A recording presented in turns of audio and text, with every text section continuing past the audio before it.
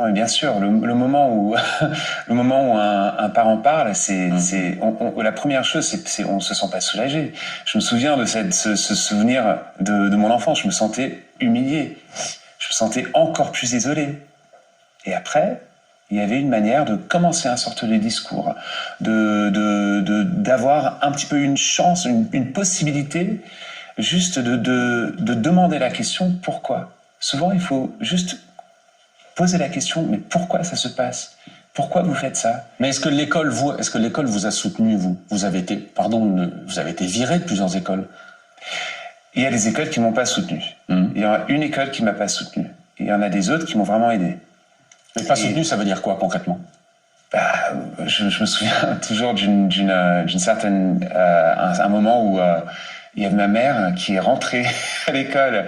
Et ça c'était plus tard, j'avais 14 ans. Elle est rentrée dans l'école, c'était avant la fin de la classe, elle est rentrée dans la classe, elle a dit maintenant je vous parle.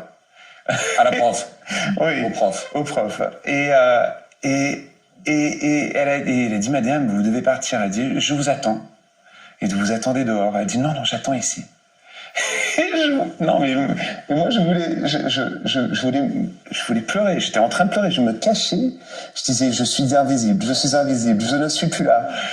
Et Imagine à quel point elle t'a... Oui, mais bien sûr, c'était cette folie. Et je me suis dit, mais ça a provoqué une discussion. Ça a provoqué une discussion dans la classe. Une discussion qui était extrêmement difficile au début.